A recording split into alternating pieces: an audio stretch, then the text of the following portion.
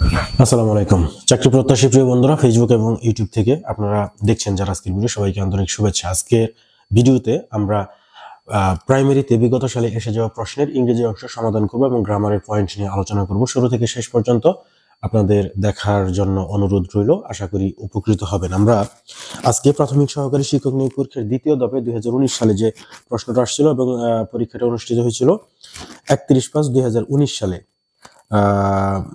এই প্রশ্নের মধ্যে প্রথম ইংরেজি প্রশ্ন যেটা আমরা সমাধান করব, the countable form of Lafarge. Lafarge শব্দের অর্থ হচ্ছে হাসি। হাসি এটাকে গণনা করা যায় না, এটা আনকাউন্টেবল নাউন। কিন্তু বিশেষভাবে ব্যতিক্রম হলেও সত্য যে এই হাসিকে মানে বিশেষ ধরনের এক ধরনের হাসি বোঝায় যেটাকে গণনা করা যায়, লাফার। এটার কাউন্টেবল ফর্মটা জানতে চাওয়া হয়েছে। কাউন্টেবল ফর্ম হচ্ছে লাফ। এটা বিশেষ ধরনের হাসি, এটাকে গণনা করা যায়, এটা ব্যতিক্রম। হাসি সাধারণত গণনা করা যায় না, কিন্তু এই মানে আপাত দৃষ্টিতে হাসি একটা নন কাউন্টেবল নাউন হলেও মনে হলেও লাফার এটার ক্ষেত্রে বিষয়টা ব্যতিক্রম, এটাকে গণনা করা যায়। লাফার এটার কাউন্টেবল ফর্ম হচ্ছে লাফ। লাফার কিন্তু নন কাউন্টেবল নাউন, কিন্তু লাফ কাউন্টেবল নাউন, এটাকে গণনা করা যায়। যেমন আপনি বলতে পারবেন না এ লাফার, বলতে পারবেন না, কারণ এটা হচ্ছে নন কাউন্টেবল নাউন। কিন্তু আপনি এ লাফ এটা বলতে পারবেন, কারণ এটা কাউন্টেবল নাউন। বা লাভস বলতে পারবেন, প্লুরাল এটাকে করতে পারবেন যেহেতু countable noun. The plural of phase. Phase শব্দের অর্থ হচ্ছে টুপি। এই টুপির প্লুরাল কোনটা? ফেজ এর প্লুরাল হচ্ছে FEZES। এই ডি নাম্বার হচ্ছে প্লুরাল। FEZ এর সাথে যুক্ত হবে ES, ফেজেস। এটা হচ্ছে প্লুরাল, টুপি। What is the antonym of the word unwitting? Unwitting এর বিপরীত শব্দ কোনটা? অ্যান্টোনিম কোনটা? আনউইটিং শব্দের অর্থ হচ্ছে অনিচ্ছাকৃত। অনিচ্ছাকৃত, আনউইটিং। এটার বিপরীত শব্দ এখানে দেখবো আমরা স্টুপিড, এটা বিপরীত শব্দ হবে না। ইনটেনশনাল। ইনটেনশন শব্দের অর্থ হচ্ছে ইচ্ছা, ইনটেনশনাল হচ্ছে ইচ্ছাকৃত। তাহলে আনউইটিং অনিচ্ছাকৃত, ইনটেনশন ইচ্ছাকৃত। বিপরীত শব্দ আমরা পেয়ে গেলাম, correct answer B option. Unintentional হচ্ছে অনিচ্ছাকৃত, এটা সমার্থক শব্দ হয়ে গেছে ওইটার সাথে। আর ক্লেভার শব্দের অর্থ চালাক। As the sun dash I decided to go out. আমি বাইরে যাওয়ার সিদ্ধান্ত নিয়েছিলাম। অর্থাৎ যেহেতু সূর্য আলো দিচ্ছিল বা সূর্য উঠেছিল, এই ধরনের একটা সেন্স আসে। আমি বাইরে যাওয়ার সিদ্ধান্ত নিয়েছিলাম, তাহলে এইটা আই ডিসাইডেড টু গো, এটা কিন্তু পাস্ট টেন্সের একটা ঘটনাকে বোঝাচ্ছে। তার মানে এইখানেও একটা পাস্ট টেন্সের একটা সেন্টেন্স আমরা এখানে তৈরি করব। যেহেতু পাস্ট টেন্স, পাস্ট টেন্সের সাথে মিল রাখতে হবে। যে মানে হচ্ছে সামনে পাস্ট টেন্স থাকলে পিছনেও পাস্ট টেন্স হবে। দুইটা ঘটনাই অতীতকালে বোঝাবে। একটা ঘটনা বর্তমান আর একটা ঘটনা অতীত, এরকম তো হতে পারে না। বা একটা ঘটনা অতীত আর একটা ভবিষ্যৎ, এরকম হতে পারে না। সো এই জন্য আমরা এই অংশটাও পাস্ট টেন্সের কোনো একটা টেন্সে রাখার চেষ্টা করব। এখানে ওয়াজ শাইনিং, এটা হচ্ছে correct answer. As the sun was shining I decided to go out. বাকি সবগুলা হচ্ছে এটা present perfect tense, present tense, present indefinite, এবং এটাও প্রেজেন্ট ইনডিফিনিট। সো এগুলা হচ্ছে রং অপশন। একমাত্র কারেক্ট অপশন হচ্ছে A number, was shining. As the sun was shining I decided to go out. Mr Atiq dash rather not invest that money in the stock market. এখানে correct answer হবে, আমরা জানি would rather.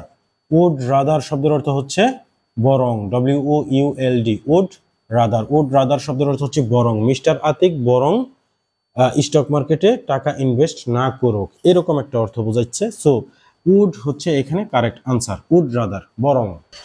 He said that he had done the work. এখানে direct speech কোনটা? অর্থাৎ একটা direct speech ছিল। Speech দুই ধরনের, মানে ন্যারেশন দুই ধরনের, ডিরেক্ট ন্যারেশন, ইনডাইরেক্ট ন্যারেশন। এখানে এই যে এটা হচ্ছে ইনডাইরেক্ট ন্যারেশন। এখান থেকে ডিরেক্ট ন্যারেশন কোনটা খুঁজে বের করতে হবে। এই ইনডাইরেক্ট ন্যারেশনের ডিরেক্ট ন্যারেশন হচ্ছে এইটা, অর্থাৎ এটা correct answer. He said he did the work.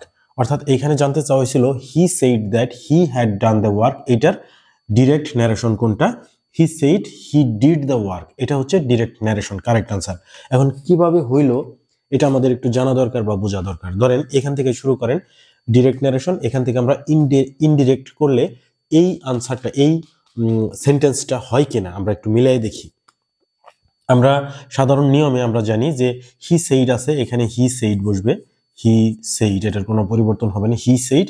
এবং আমাদের প্রথম যে নিয়মটা আসতেছে সেটা হচ্ছে কমার পরিবর্তে দ্যাট বসে, হি সেইড দ্যাট, এই কমার পরিবর্তে দ্যাট বসে ডিরেক্ট ইনডাইরেক্ট ন্যারেশনে, হি সেইড দ্যাট।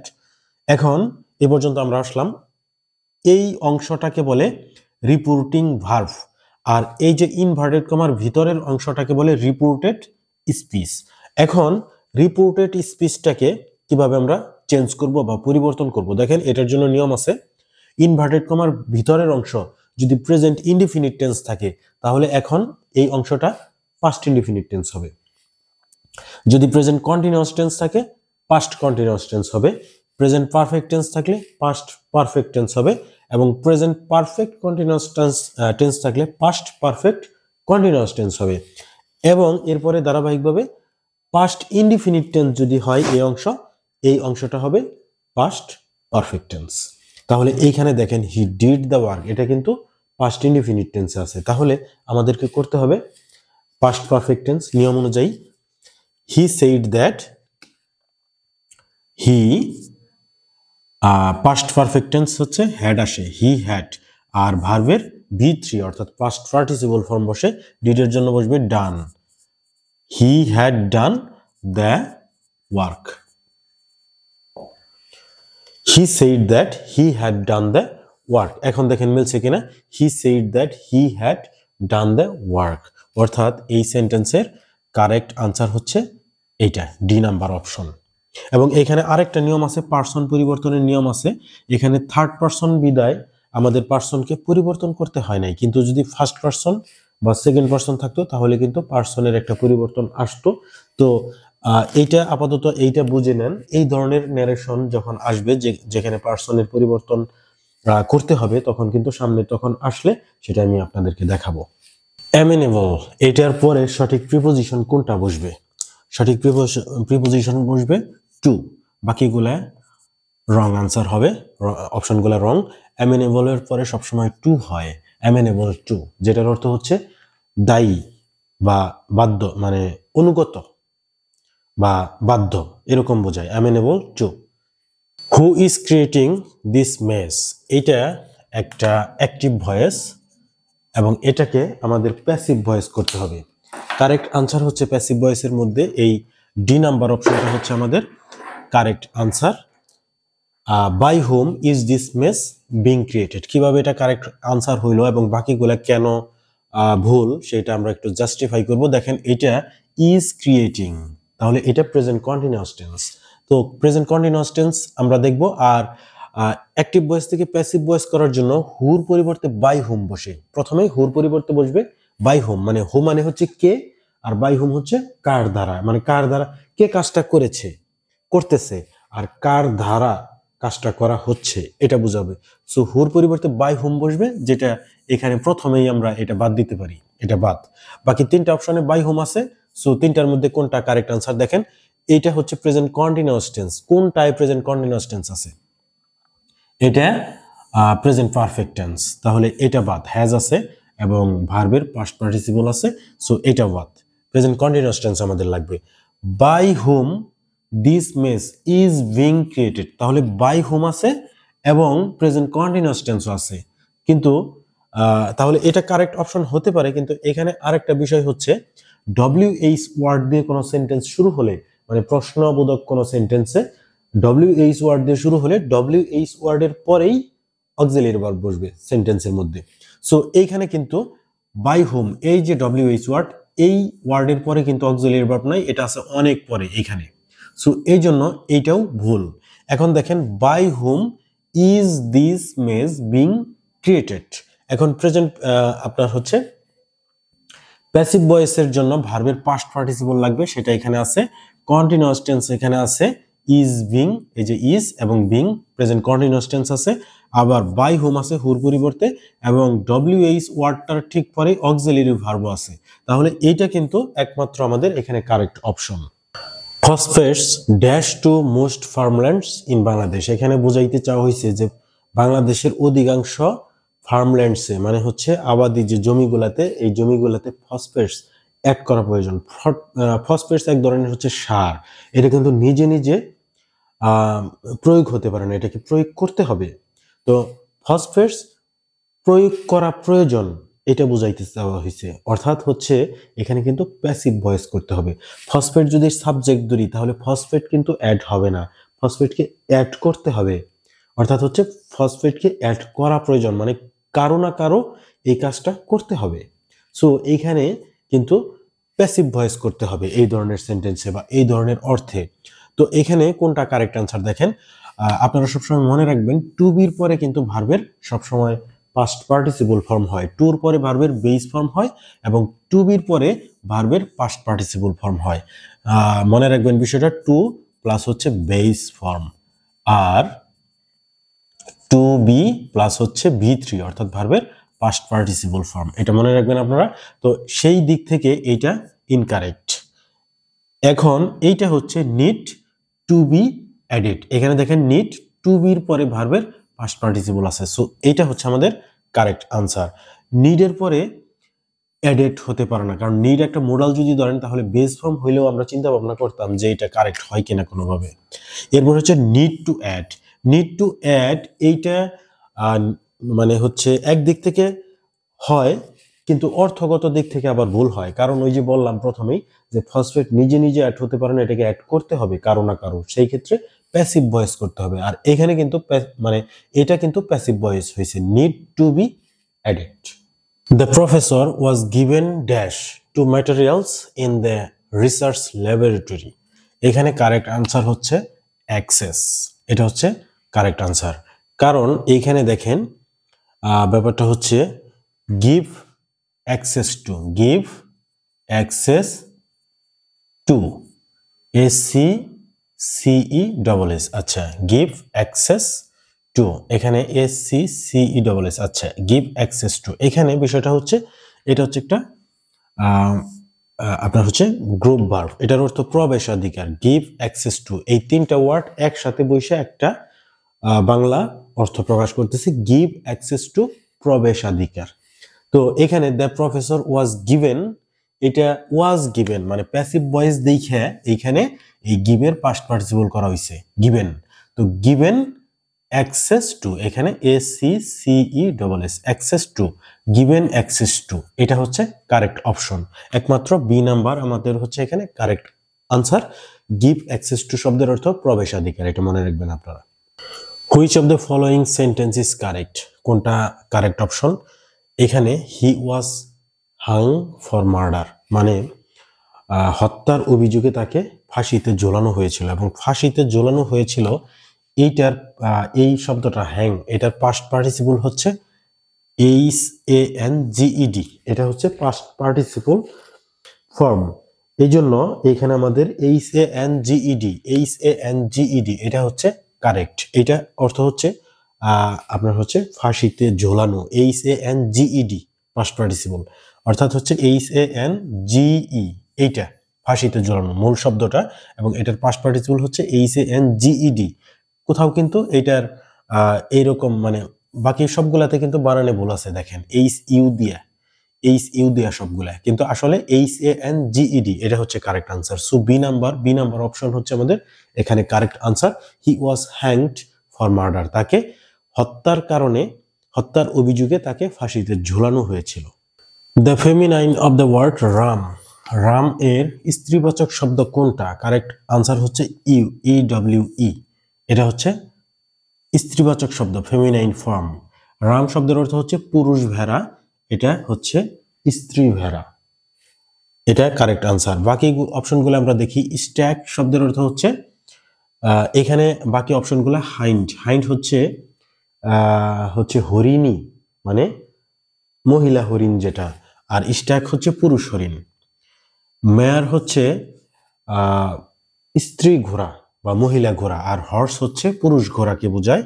আর হচ্ছে শকুরি মানে শকুরের স্ত্রীবাচক ওয়ার্ড যেটা, আর বোর হচ্ছে শকুর। তার মানে এই সবগুলা হচ্ছে পুরুষবাচক শব্দ, আর এই সবগুলা হচ্ছে স্ত্রীবাচক শব্দ, এবং এদের মধ্যে রাম হচ্ছে পুরুষ ভেড়া এবং ইউ হচ্ছে মহিলা ভেড়া, স্ত্রী ভেড়া। এটা হুইচ ওয়ান ইজ প্লুরাল, অপশনগুলোর মধ্যে প্লুরাল অপশন কোনটা? এখানে আমাদের প্লুরাল অপশন হচ্ছে বুরক্স, BUREAUX, এটা হচ্ছে প্লুরাল, এবং এটার সিঙ্গুলার হচ্ছে বুরু, BUREAU, বুরু, এটা হচ্ছে সিঙ্গুলার, প্লুরাল সিঙ্গুলার। তো আমরা মনে রাখতে হবে এটা। এবং বাকি অপশনগুলো দেখি, বাকি অপশনগুলোর মধ্যে এই সবগুলো অপশন কিন্তু সিঙ্গুলার, একমাত্র এই ডি নাম্বার অপশন হচ্ছে আমাদের প্লুরাল, এগুলো সবগুলো সিঙ্গুলার। এবং উইএসিস সিঙ্গুলার, এটার প্লুরালটা আপনারা জেনে রাখেন, কারণ অন্য কোনো চাকরির পরীক্ষায় আসতে পারে। উইএসিস এইটার প্লুরাল ফর্ম হচ্ছে উএসএস, UASAS। আবার টার্মিনাস, এটা সিঙ্গুলার, এটার প্লুরাল ফর্ম হচ্ছে টার্মিনাসেস, ACS। এবং ভার্টেক্স, এইটার প্লুরাল ফর্ম হচ্ছে vertices, VERTICES, vertices.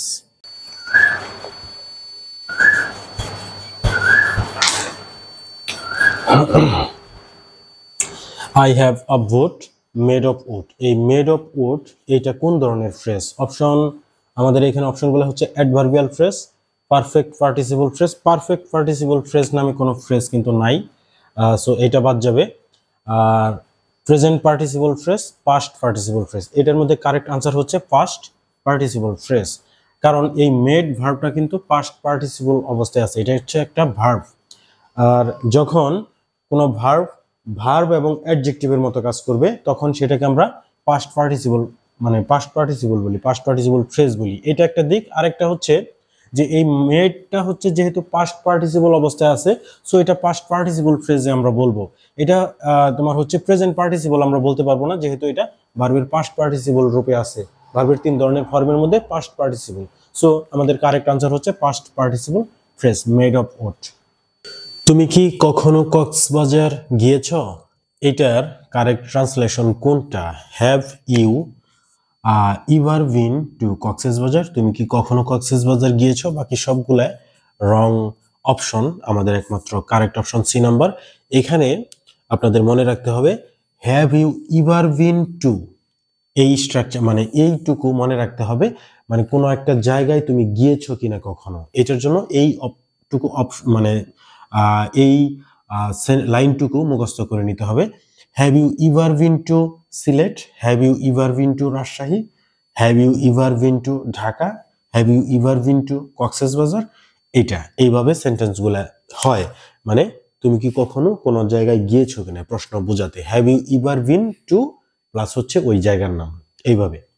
A person who writes and edits dictionaries, একজন ব্যক্তি যে ডিকশনারি, অভিধান লেখেন, রচনা করেন এবং সংশোধন করেন, তাকে কি বলে ইংরেজিতে? তাকে বলে লেক্সিকোগ্রাফার। এটা হচ্ছে কারেক্ট আনসার আমাদের, লেক্সিকোগ্রাফার। বাকি অপশনগুলোর সঠিক অর্থ হচ্ছে যেমন তোমার হচ্ছে লিথোগ্রাফার হচ্ছে যিনি ছাপানোর কাজ করেন, লিথোগ্রাফার প্রথমটা, লিথোগ্রাফার ছাপানোর কাজ করেন যিনি, এবং টপোগ্রাফার হচ্ছে কোনো স্থানের বিবরণ যিনি দেন, টপোগ্রাফার, বি নাম্বার, টপোগ্রাফার কোনো স্থানের বিবরণ যিনি দেন তাকে আমরা বলি টপোগ্রাফার। এবং লেক্সিকোগ্রাফার হচ্ছে ডিকশনারি ছাপানোর এবং সংশোধনের কাজ যিনি করেন। Every driver must be held dash his own actions, এখানে বোঝাইতে চাওয়া হয়েছে যে প্রত্যেক ড্রাইভারকে তার নিজের কর্মকাণ্ডের জন্য দায়ী হতে হবে। এখানে রেসপন্সিবল ফর শব্দের অর্থ হচ্ছে দায়ী, রেসপন্সিবল ফর। এখন রেসপন্সিবল আরেকটা আছে এখানে, যেটার পরে টু আছে, এবং মনে রাখবেন রেসপন্সিবলের পরে সবসময় ফর হয়, দায়ী শব্দটা বোঝানোর জন্য, দায়ী, responsible for. Every driver must be responsible for his own actions, correct answer D number. Which one is correct spelling, which one is correct spelling, সঠিক বানান কোনটা? সেটা হচ্ছে ইরেসিস্টিবল, এটা IRRESIS, EIR, RES, রেস, মানে আমি বানানটা করবো আমরা IR, রেসিস, RESIS, রেসিস, TIVLE, টেবল, ইররেসিস্টেবল অর্থাৎ হচ্ছে দুর্নিবার, যা সহজে নিবারণ করা যায় না, Durnibar. Which one is the correct spelling? সঠিক বানান কোনটা? সুপারসিড। সুপারসিড শব্দের অর্থ হচ্ছে স্থান অধিকার করা, স্থান দখল করা। এটার কারেক্ট স্পেলিং হচ্ছে আমাদের D number option, SUPER supersede. SEDE বানানটা এস দিয়ে, SEDE প্রথমটা কিন্তু সি দিয়া ছিল বানানটা, CEDE এটা কারেক্ট না, SEDE এটা হচ্ছে কারেক্ট। SUPER সুপারসিড, স্থান অধিকার করা। তো আমরা আজকের এই ভিডিওতে 19টা প্রশ্ন সমাধান করলাম। প্রাইমারিতে এসে যাওয়া প্রশ্ন, একটা প্রশ্নের মধ্যে সাধারণত 20টা ইংরেজি প্রশ্ন থাকে। তো এই প্রশ্নটার মধ্যে 19টা ইংরেজি প্রশ্ন আমরা খুঁজে পাইছি এবং এই প্রশ্নগুলো নিয়ে আমরা আলোচনা করলাম এবং গ্রামারের পয়েন্ট ধরে আলোচনা করার চেষ্টা করলাম। আপনারা যদি উপকৃত হয়ে থাকেন তাহলে লাইক, কমেন্ট, শেয়ার করবেন, ফেসবুক এবং ইউটিউব থেকে ফলো এবং সাবস্ক্রাইব করবেন। দেখা হবে আরেকটা ভিডিওতে। Thanks for watching this video. আল্লাহ হাফেজ।